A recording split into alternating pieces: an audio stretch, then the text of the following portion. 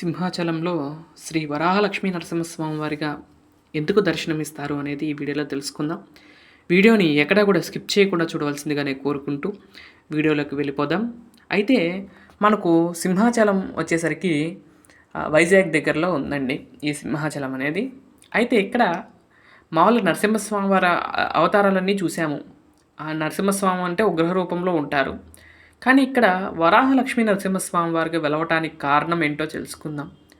హిరణ్యకశిపుణ్ణి సంహరించిన తర్వాత నరసింహస్వామి వారు ఉగ్ర రూపంలో అడవిలంటే వస్తూ ఉండగా ఈ యొక్క ప్రహ్లాదుడు వారి చేత స్వామివారు శాంతింప అవుతారు. ఆ యొక్క ప్రహ్లాదుడు వారు అడుగుతారు, స్వామి నేను నీ యొక్క అన్ని రూపాల్లో దర్శనం చేసుకున్నాను, కానీ నీ యొక్క వరాహ అవతారాన్ని నేను దర్శనం చేసుకోలేదు, నాకు ఒక్కసారి ఆ దర్శనాన్ని కలిగించవా అని ఆ యొక్క ప్రహ్లాదుల వారు అడగటం జరిగింది నరసింహస్వామి వారిని. వెంటనే నరసింహస్వామి వారు వరాహ రూపంలో స్వామివారు దర్శనమిచ్చారు. వెమ్మటే ఈ ప్రహ్లాదుల వారు అన్నారు, లక్ష్మీ నరసింహస్వామి వారిని ఎలా పిలిచారు అంటే ఆ సమయంలో శ్రీ వరాహ లక్ష్మీ నరసింహస్వామి అని పిలిచారు.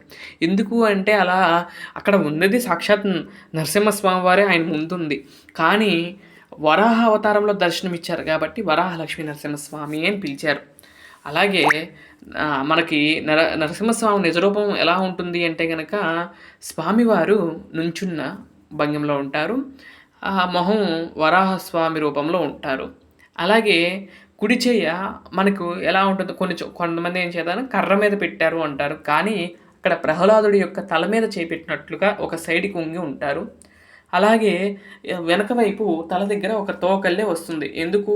అది నరసింహస్వామి వారి యొక్క అవతారానిక మనిషి రూపంలో ఉండి మనకు దర్శనాన్ని ఇస్తూ ఉంటారు.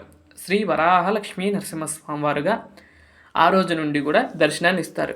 ఇక్కడ వెమ్మటే ఆ రూపంలో దర్శనం ఇచ్చారు కదండి, వెంటనే ఆయన ఏమడుగుతారు, నాకే కాదు ఆ ప్రహ్లాదుల వారు ఏం చేస్తారంటే, నాకు లభిస్తే చాలదు ఈ యొక్క అనుగ్రహం, ఈ భక్త లోకాలందరికీ కూడా అందరికీ కూడా స్వామివారి యొక్క అనుగ్రహము, ఆ స్వామివారి యొక్క దర్శనం వాళ్ళందరికీ కూడా కలగాలని ఏం చేశారు అంటే కనుక ఆయన్ని నరసింహస్వామి వారిని కోరుకుంటారట. ఏంటంటే, నువ్వు ఈ కలియుగంలో ఈ యొక్క ప్రాంతంలో నాకు ఎక్కడైతే నువ్వు దర్శనం ఇచ్చావో ఆ ప్రాంతంలోనే నువ్వు వరాహలక్ష్మీ నరసింహస్వామి వారిగా వెలవాలి అని కోరారు. అక్కడే స్వామివారు వచ్చారు. ఆ తర్వాత ప్రహ్లాదుల వారు ఇవన్నీ కూడా అయిపోయిన తర్వాత కొన్ని కాలాలకు అక్కడ ఒక విగ్రహాన్ని చుట్టూరు కూడా పుట్ట వచ్చేస్తుంది.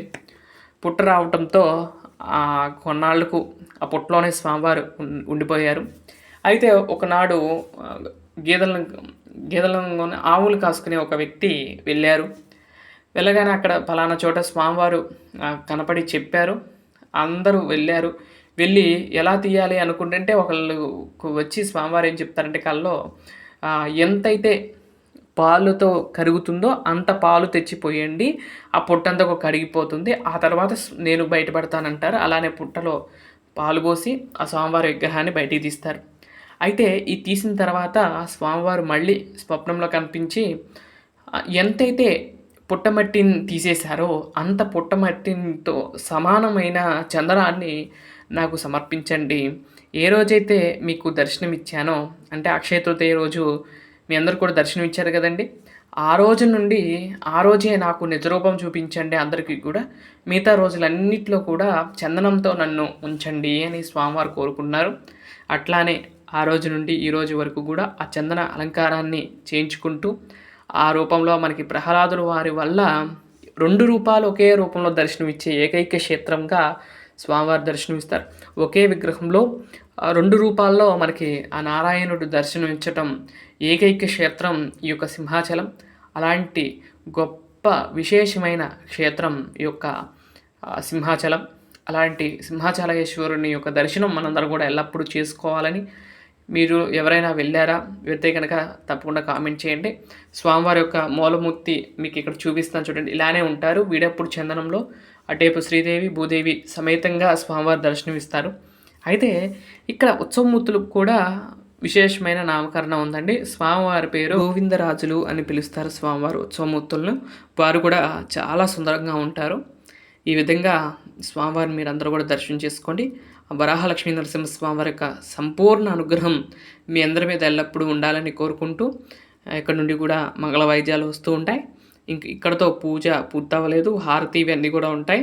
వీడియోని మీరు చివరి వరకు చూడవలసిందిగా నేను కోరుకుంటూ ఆ లక్ష్మీ నరసింహస్వామి వారి యొక్క పరిపూర్ణ కటాక్షము మీ అందరి మీద ఎల్లప్పుడూ ఉండాలని కోరుకుంటూ ఇక్కడ నుండి మంగళ వాయిద్యాలు వస్తాయి.